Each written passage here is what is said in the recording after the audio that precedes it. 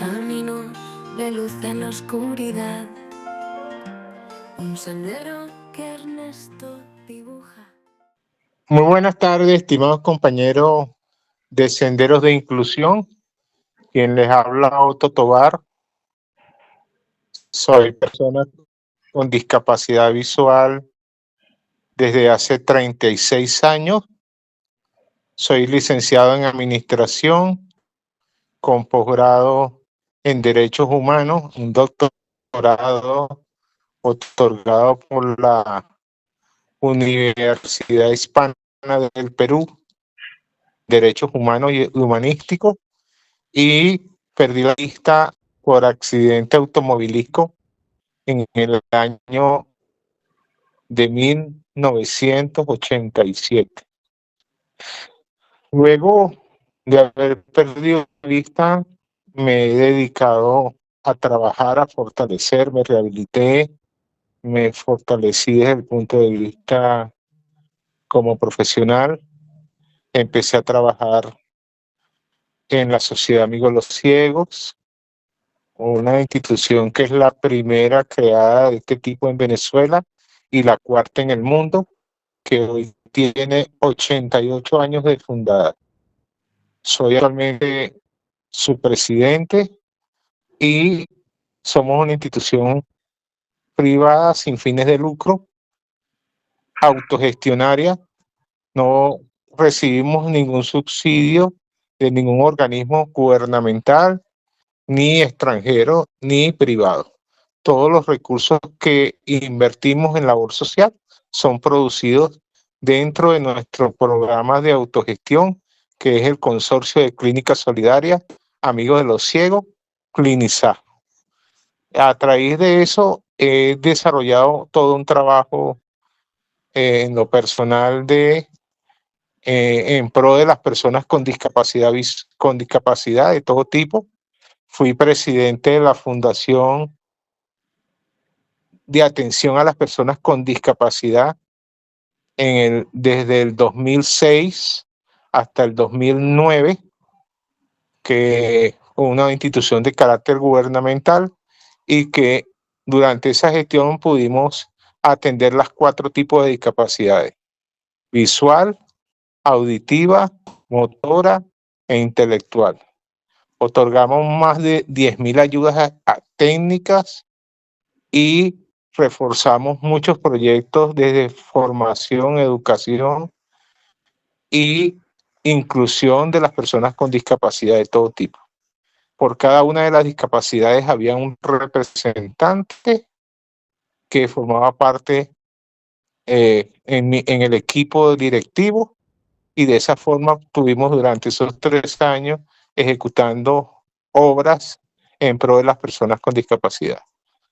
En el resto del tiempo se lo he dedicado a la Sociedad Amigos de los Ciegos, en la cual he desarrollado un proyecto social, como ha sido el Instituto de Previsión Social Amigos de los Ciegos, donde tenemos un centro de adaptación y readaptación para personas con discapacidad visual, donde les enseñamos las técnicas de rehabilitación para su independencia personal, donde aprenden desde lavar, fregar, cocinar, planchar, braille, destrezas básicas y específicas, orientación y movilidad, y ahorita tiflotecnología.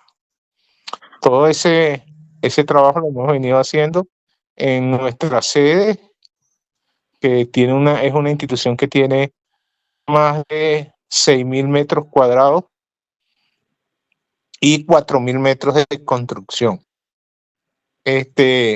Y bueno, desde ahí hemos desarrollado todo este proyecto. Además tenemos una coral, tenemos un grupo de teatro y muchas actividades que fortalecen a las personas con discapacidad, todo lo que es la atención médica gratuita a las personas con discapacidad visual. Y además de eso, podemos desarrollar un proyecto que nos permita orientar y guiar a algunas instituciones en materia de sustentabilidad y sostenibilidad organizacional y económica. Qué bien, Otto. A partir de esa amplia experiencia, nos indicas que tu discapacidad, comienzas a vivir la discapacidad visual en el 87, casi 40 años, y vemos pues cómo has crecido profesionalmente y por supuesto desde la gestión de impacto social, lo cual por supuesto eh, es muy significativo, ¿no? Para el propio colectivo con discapacidad. A partir de toda esa experiencia, Otto, ¿nos podrías indicar qué avances ha habido en la legislación y las políticas públicas para la inclusión de las personas con discapacidad en Venezuela? ¿Qué aspectos consideras que aún se necesita mejorar, necesitamos que sean mejorados? Bueno, en verdad, en Venezuela se ha avanzado en materia legislativa. Yo me acuerdo que en el año 87 empezamos con la ley de la LIPI, que se llamaba Ley de Integración para Personas Impedidas. Luego, en el 2007, logramos que se decretara la ley para personas con discapacidad.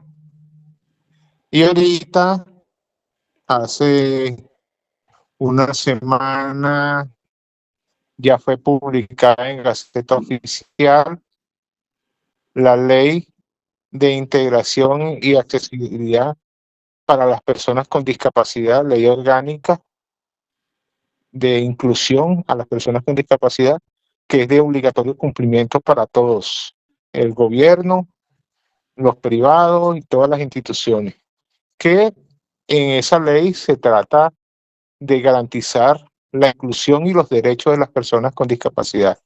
Bueno, ¿qué tenemos que hacer? ¿Qué falta? Bueno, yo creo que sí se ha avanzado mucho, como te decía, pero ¿qué falta? Que las organizaciones se fortalezcan para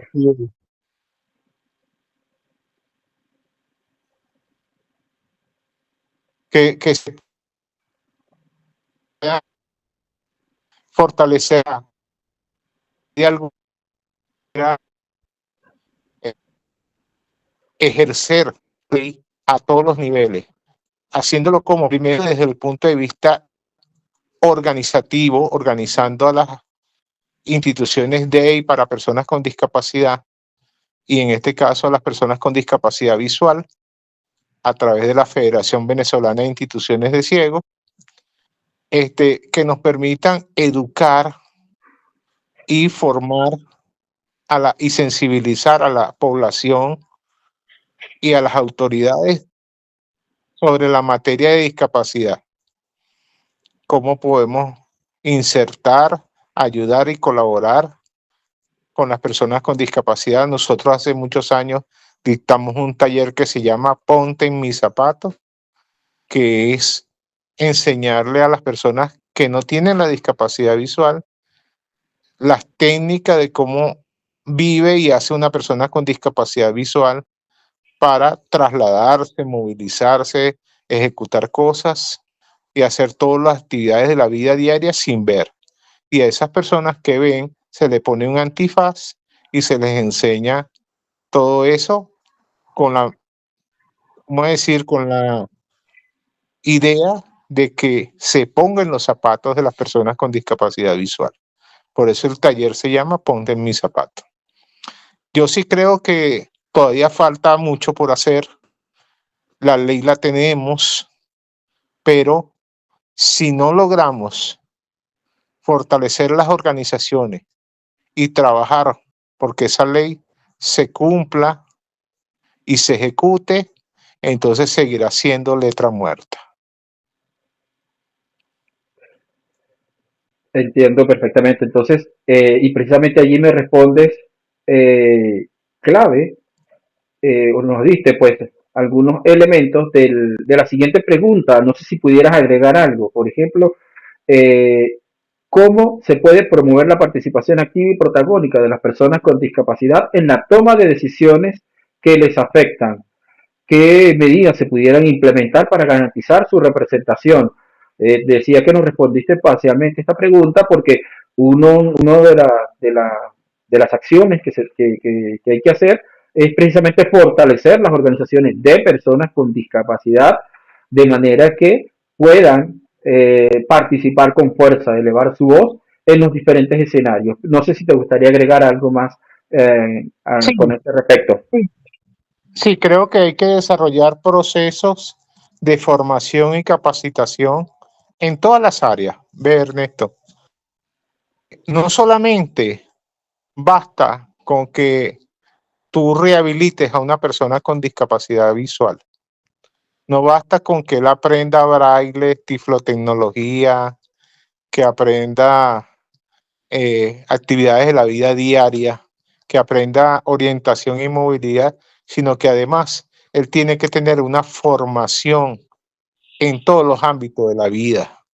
Tiene que aprender a manejar estrés, a reconocerse como persona, a subir la autoestima, a saber y reconocer lo que es cuando está prestando un servicio como empleado, que tiene que acatar órdenes, que debe formarse y profesionalizar a las personas con discapacidad para que después de formadas y capacitadas en liderazgo y en autogestión, sustentabilidad y sostenibilidad organizacional y económica, puedan ser las generaciones de relevo que tomen la dirección y la toma de decisiones en las instituciones de y para personas con discapacidad.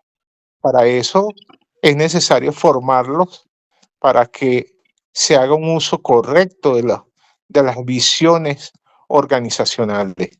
Y eso implica un trabajo no solamente desde el punto de vista a lo interno de las organizaciones, sino también un trabajo externo de establecer relaciones institucionales, de establecer canales para ejercer actividades políticas, de ejercer actividades de carácter internacional y tener contacto con organizaciones internacionales a fin de poder ir trabajando y fortaleciendo el desarrollo de las personas con discapacidad. Y la sociedad, Otto, ¿qué papel juega en la construcción de una Venezuela inclusiva para las personas con discapacidad? ¿Cómo se pudiera fomentar la sensibilidad y la eliminación de barreras? Bueno, como te dije, en nuestra institución que tiene 88 años y en la sociedad nacional, vamos a decirlo así, o internacional, yo creo que es importante que pongamos sobre el tapete a los medios de comunicación, que hagamos alianzas, que entendamos que aquel que no vive la discapacidad no es nuestro enemigo, es nuestro aliado. Y como aliado debemos buscar que él se sensibilice y nos apoye para el trabajo comunicacional que hay que hacer en pro de las personas con discapacidad. Cuando tú educas a través de los medios de comunicación y le dices a la gente cuáles son, por ejemplo, las normas y técnicas de accesibilidad, ¿para qué sirve una rampa? Que la rampa no es solamente para una persona que está en silla con ruedas, sino que también sirve para la mujer embarazada, para la señora que lleva su carrito de mercado, para el hombre que transporta mercancía en carretilla, para el adulto mayor, para los niños, y así sucesivamente tiene miles o múltiples utilidades que no solamente son para una persona con discapacidad físico-motor. Entonces, que la gente entienda que cuando tenemos un país accesible, donde ese país accesible permite que todos estemos incluidos, Por ejemplo, que las puertas principales de las casas y apartamentos sean mínimo de 90 centímetros de ancho, que las puertas de los cuartos y los baños también tengan mínimo 80 centímetros de ancho, que los tomacorrientes y los switches de luz estén a 90 centímetros de piso, que los lavamanos también y los fregadores estén a 90 centímetros de piso.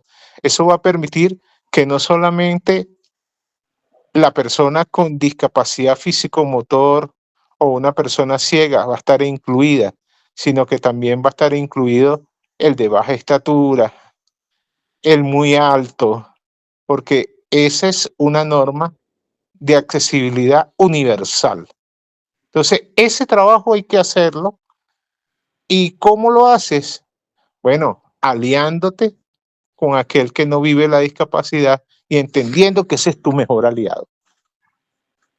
Sí. Y precisamente hablando de alianzas, de esa sinergia que es importante generar, y que por supuesto en la medida en que las organizaciones estén consolidadas y las propias personas con discapacidad estén conscientes de su realidad y de su propia capacidad para generar esa sinergia, esas alianzas. Otto, quisiera que nos comentaras desde tu experiencia cómo se puede mejorar la colaboración entre las diferentes organizaciones que trabajan sobre la discapacidad. ¿Qué tipo de iniciativas se pudieran implementar para fortalecer, crear y fortalecer esa red de apoyo, ¿no? Ese trabajo intersectorial, interinstitucional entre las diferentes discapacidades, personas con discapacidad que estén debidamente organizadas. ¿De qué manera pudiera fortalecerse esa alianza, crearse y fortalecerse esa alianza? Ernesto, yo siempre he dicho que hay que empezar por el principio y no por el final. Y uno no puede hacer algo en lo que tú no estás preparado. Y lo primero que tenemos que hacer las personas con discapacidad es formarnos, es educarnos, es capacitarnos. ¿Por qué? Porque en la medida que tú te capacitas y tú te educas, vas a entender a tu propia discapacidad y vas a entender al que no vive la discapacidad. Es como lo que yo llamo en mi último libro, que se llama Conexión 8515, que trato de mostrar en ese libro. En ese libro trato de mostrar que mundialmente hay un 85% de población que no tiene discapacidad y que solo un 15% de la población mundial vive discapacidad. ¿Y qué tenemos que hacer? Una conexión entre los que viven la discapacidad y los que no la viven. ¿Por qué? Porque si te das cuenta, el 85% es la mayoría y tú tienes que educarlo, formarlo para que él conozca y sepa de la discapacidad, porque él no está obligado a conocer de la discapacidad. Entonces, en esa medida que tú lo vas educando, vas haciendo una conexión y vas entendiendo y te vas poniendo también, las personas con discapacidad se ponen en los zapatos del que no tiene la discapacidad y el que no tiene la discapacidad se pone en los zapatos del que vive la discapacidad. Por el resto, somos seres humanos y tenemos sentimientos, necesidades, oportunidades, y esas son las cosas que nos unen como seres humanos. Y esas son las cosas que tenemos que abordar. Y por eso yo digo que lo importante es que nos formemos, que nos capacitemos, que nos eduquemos. ¿Por qué? Porque en la medida que nosotros asumamos con responsabilidad, con sinergia, con empatía nuestra situación, de esa misma forma, en vez de obtener rechazo de la sociedad, vamos a tener su aceptación, su aprobación y su apoyo. De lo contrario, si nosotros nos creemos autosuficientes y creemos que no necesitamos de las personas que no tienen la discapacidad, entonces la persona que no vive la discapacidad no siente ninguna motivación y ningún interés en ayudar y colaborar con las personas con discapacidad. Sí, ciertamente todo parte desde la propia persona, ¿no? Al final de cuentas, siempre el talento humano es el principal recurso que pueden tener, en este caso, las organizaciones de personas con discapacidad. Otto, y a partir incluso de la propia realidad que se vive en Venezuela, y bueno, si quieres también llevarlo a algún otro contexto, ¿nos podrías decir desde tu perspectiva eh, qué tipo de apoyo consideras que necesitan las organizaciones de y para personas con discapacidad en Venezuela para seguir trabajando por la inclusión?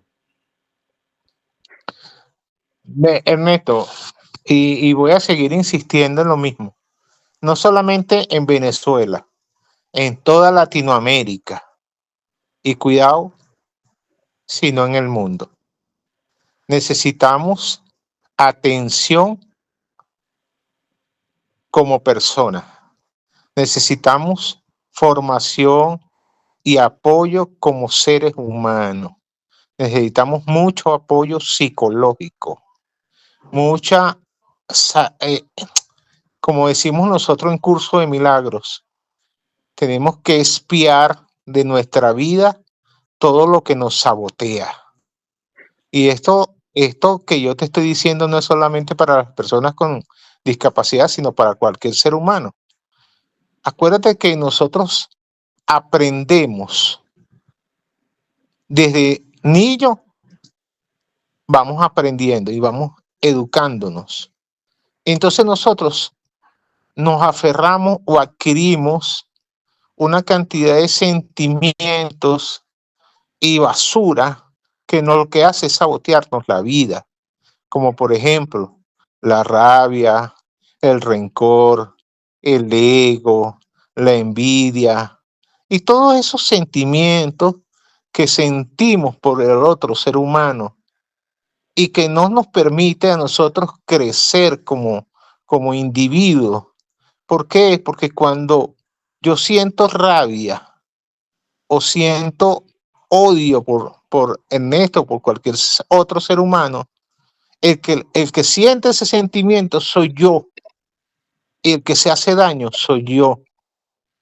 Y eso requiere de un apoyo profesional que te vaya enseñando cómo no conectarte con aquellas cosas que te sabotean la vida, sobre todo el ego, ese ego humano que tenemos y que a veces pensamos, no, yo puedo, yo siento que soy capaz.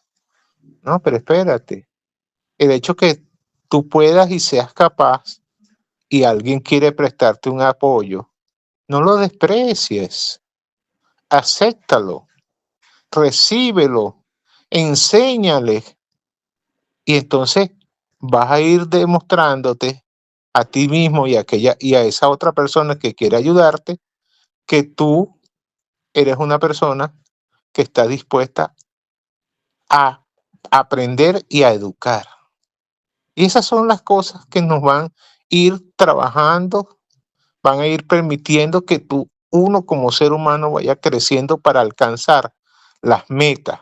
Porque en la medida de tu actitud como ser humano, todo lo demás vendrá por añadidura.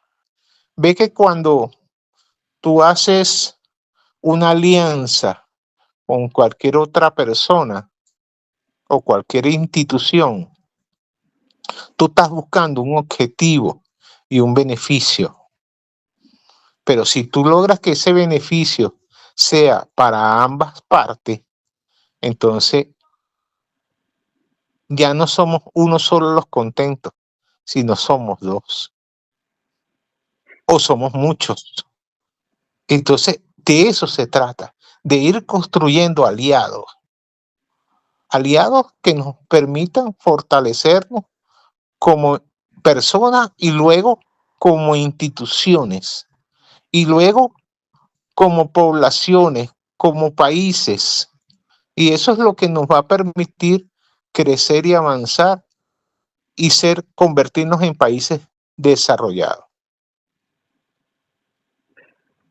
Excelente, Otto. De verdad que es un mensaje bastante bien profundo, ¿no? Que toca a aquel que se impone barreras a sí mismo, que no se siente pues capaz de superar algunas dificultades y que quizá también guarda ese tipo de sentimientos negativos que definitivamente no nos dejan nada positivo. Y en la medida en que nosotros nos fortalezcamos como personas y nos formemos como personas, pues podemos prestar un mejor servicio desde el punto de vista de nuestras propias organizaciones, ¿no?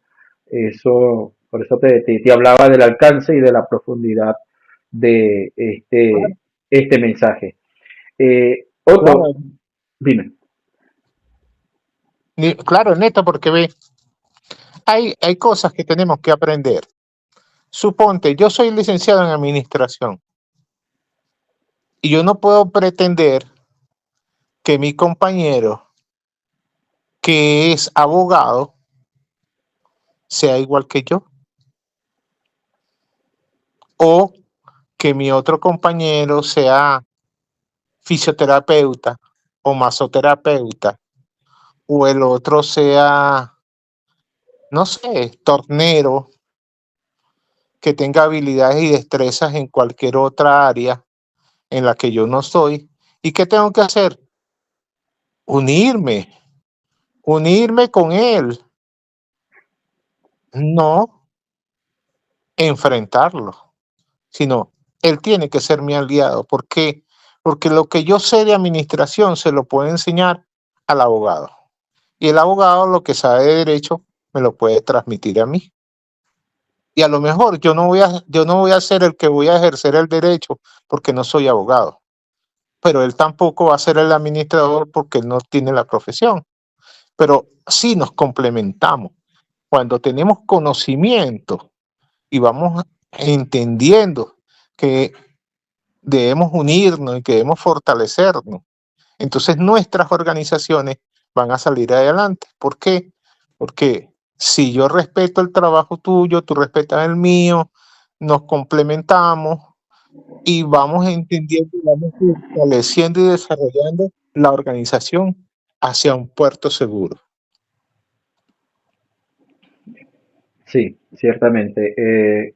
Otto, y si nos pudieras comentar un poco la situación actual de las organizaciones en medio de ese contexto país de Venezuela, de qué manera tú lo valorarías, más allá de todos estos mensajes positivos, este enfoque para el fortalecimiento de lo que debe hacer la propia persona para ser mejor dirigente, el contexto país. ¿Cómo Bueno, describirías tú la situación actual de las organizaciones de personas con discapacidad en Venezuela? bueno, Incluso desgraciadamente, hay hasta una ley recientemente que habla de la fiscalización de estas organizaciones. Si pudieras incorporar en tu comentario algo al respecto, incluso. bueno, desgraciadamente tengo que decirte que en Venezuela nuestras organizaciones de y para personas con discapacidad en un 98% son instituciones pobres, muy debilitadas y muy debilitadas de todo punto de vista, desde el punto de vista organizacional, desde el punto de vista económico, desde el punto de vista estructural y desde el punto de vista de formación de sus dirigentes. Es necesario, por eso cuando te hablaba de la formación, de la profesionalización de las personas con discapacidad, es porque tenemos que entender que las organizaciones no son, primero, instituciones sin fines de lucro, pero no con fines de pérdida. Y eso implica que la contabilidad de una organización sin fines de lucro debe terminar en tinta azul y no en rojo. Eso por un lado. Dos, que son una organización como cualquier empresa que debe cumplir con todos los requisitos y compromisos formales de un país. Por ejemplo, declaración de impuestos, llevar su contabilidad, tener un plan de gestión, un plan anual, un presupuesto, hacer una planificación, manuales de normas y procedimientos. Y pare usted de contar de todo lo que se requiere para una empresa, para una organización. ¿Por qué? Porque las instituciones sin fines de lucro son igual que una empresa, solo que las utilidades que produzca las organizaciones sin fines de lucro o de y para personas con discapacidad se reinvierten dentro de la misma organización en labor social. ¿Cuál es la diferencia con la empresa privada? Bueno, que las utilidades se reparten entre los socios. ¿Ve? Entonces, esas cosas tenemos que educarnos, tenemos que formarnos. Asimismo pasa con lo que te estaba diciendo, es necesario profesionalizar. ¿Por qué?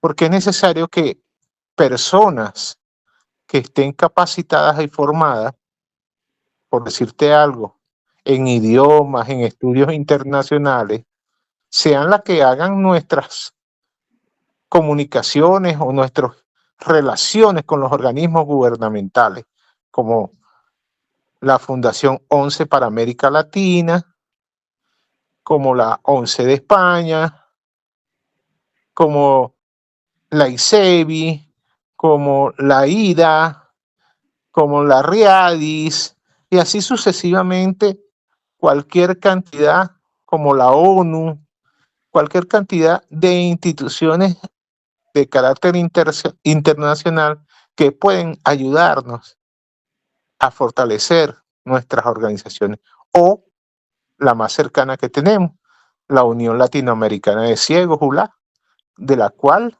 tú estuviste, igual que yo, en la última asamblea, en el último congreso y asamblea que fue desde el 27 de octubre al 2 de noviembre en la ciudad de Lima, Perú.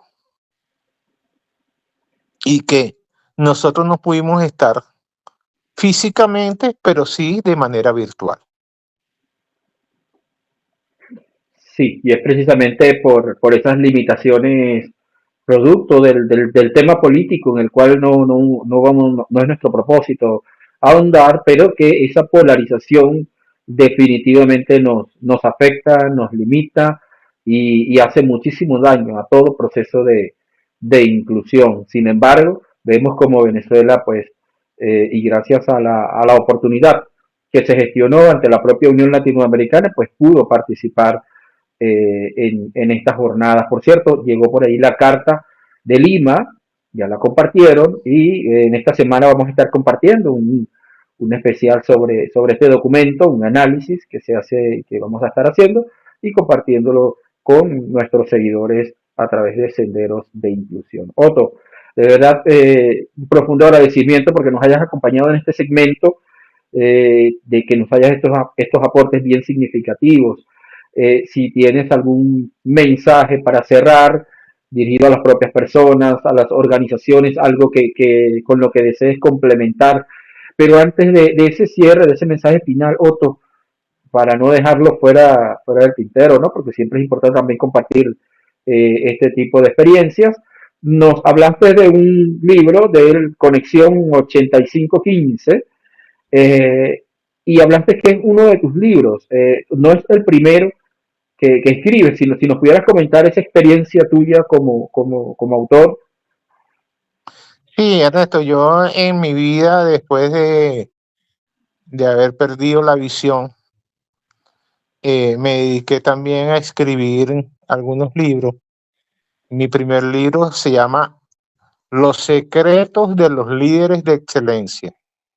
es un libro que está dirigido a la formación de las personas en liderazgo, pero en un liderazgo de excelencia, que nos permita ver y analizar cómo es nuestra vida, cómo debemos ser en nuestra vida y que los objetivos y las metas que busquemos cumplir siempre sean de calidad, siempre sean de excelencia y que lo que demos como funcionarios, como trabajadores, como empleados, como familia, como ciudadanos, siempre sea de excelencia. Ese fue mi primer libro, que se llama Los secretos de los líderes de excelencia. El segundo libro se llama Manual de accesibilidad como diseño y derecho universal para todos. ¿Qué tratamos en ese libro?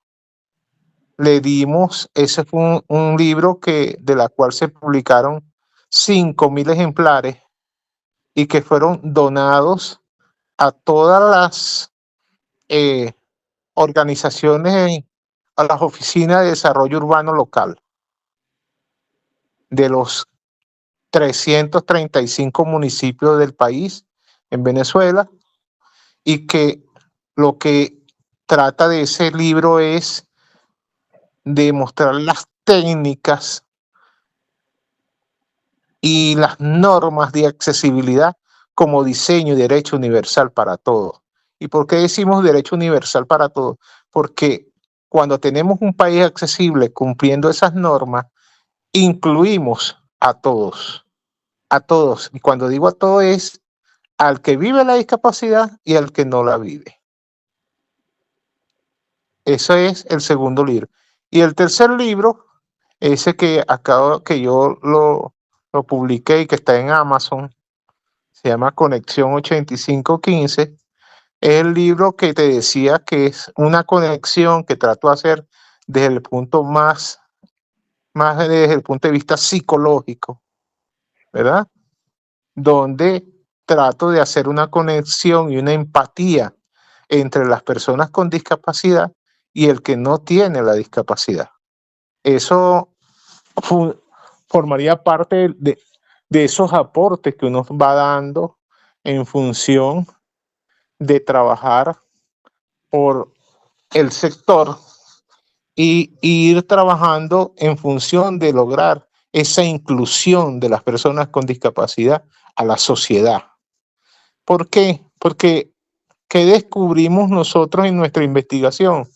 Bueno, que la falta de inclusión de las personas con discapacidad en la sociedad no es producto de falta de voluntad, sino es producto de desconocimiento. Tú haces una encuesta a 100 personas sobre si conocen lo que es discapacidad y sencillamente el 85% te dice que no sabe del tema que le estás hablando. Que lo ha oído, pero lo desconoce. Entonces, ve que la falta de inclusión no es por voluntad, no es porque el que no vive la discapacidad no quiere que uno se incluya, sino que por desconocimiento no nos dan el apoyo para que seamos incluidos. Entonces, por eso es que hablo siempre de la formación, de la educación, de la sensibilización. No, a mí no me gusta utilizar la palabra sensibilización porque todo el mundo está sensibilizado. Yo no puedo decir que hay gente insensible, ¿no? Todos tenemos sentimientos, todos sentimos. Y entonces, ¿qué es lo que tenemos que aprender? A canalizar esa sensibilidad, a orientarla, a formarla, a educarla. Y eso forma parte del proceso que tenemos que trabajar las personas con discapacidad para que de verdad nos sintamos incluidos en la sociedad. Ahora, quien no hace ese trabajo es aquel que no se siente incluido. Y entonces tú ves que es el que protesta, el que reclama, el que dice, el que habla siempre de derecho, no habla de deberes, el que no educa, el que no forma, el que cuando una persona se le acerca le dice, Señor, ¿quiere ayuda? No, gracias. ¿Ve? Entonces, esas cosas van formando parte de este proceso que tenemos que hacer para que todo cambie. Y como dice el lema por ahí, nada cambia si tú no cambias. Sí, y un poco el tema de la concienciación, la sensibilidad que tienen las personas, se evidencia también, y eso de la falta de formación, se evidencia cuando te ofrecen ayuda para en la calle, ¿no? Y de repente la persona no sabe cómo abordarte y tú tampoco sabes cómo orientarla. Entonces la persona viene y te toma por el bastón y tú te dejas guiar, en el caso de las personas con discapacidad, porque no aprovechas la oportunidad para formarla, tomarla del brazo e indicarle la forma correcta de brindar ese tipo de apoyo. Entonces, de allí, de verdad que la pertinencia pues de ese mensaje que nos estás dejando ahí, que la importancia que tenemos de tomar conciencia de nuestra realidad, de cómo podemos enfrentarla, abordarla y por supuesto que implica un poco de voluntad de parte nuestra. Otto, y bueno, ese mensaje final que nos permita pues complementar, resumir esta entrevista. Sí, es igual, Ernesto, ve, tú que estuviste siguiendo de cerca el Congreso y la Asamblea de ULA, sabes que una de las cosas que más tocamos dentro de ULA es la reforma estatutaria, Sí, como se debe hacer también, por ejemplo, en Venezuela, en la Federación Venezolana de Instituciones de Ciegos, sí, que debemos ir abordando temas, puntos, funciones, organizaciones, y que debemos, como digo yo siempre, Benji. Ajá. democratizar las organizaciones, darle participación a todo el mundo, Toma. que se eliminen las barreras que nosotros mismos nos ponemos Sí, cuando te pongo a ti barreras para que tú no participes, porque me caes mal, porque no respondes a mis intereses. No, y nosotros tenemos un interés común, es que somos personas con discapacidad visual. Entonces es importantísimo que ese tema se aborde, se trabaje, porque lo mismo que pasa en México es lo mismo que pasa en Venezuela, y lo mismo que pasa en Perú, y en Uruguay, y en toda Latinoamérica. Entonces es importante que nosotros trabajemos como bloque, como una Unión Latinoamericana de Ciegos bien fortalecida, pero desde sus bases. Como digo yo, el cambio y el respeto comienza por casa. Cuando nosotros nos respetamos, nos abrimos a la participación, a la inclusión, hablamos de la Convención de la ONU y de los derechos de las personas con discapacidad, pero nosotros mismos nos ponemos zancadillas para que no se dé cumplimiento a esas convenciones. Entonces tú vas diciendo, bueno, no entiendo. Y ahí es donde empieza la falta de coherencia de nosotros como seres humanos, como pseudo líderes. Y cuando hablo de pseudo líderes es porque cuando buscamos más nuestros intereses personales que institucionales o que de los colectivos, entonces no, yo no los puedo decir que son líderes, son para mí pseudo líderes. Porque cuando tú decides hacer un trabajo y liderizar un movimiento, no puede estar por encima de los intereses del colectivo, tus intereses personales. Eso forma parte del proceso de formación y de liderazgo de excelencia que yo llamo. Bueno, excelente mensaje. La vida es un sendero sin fin, donde todos juntos podemos ir, sin barreras ni cadenas que romper, unidos en la lucha.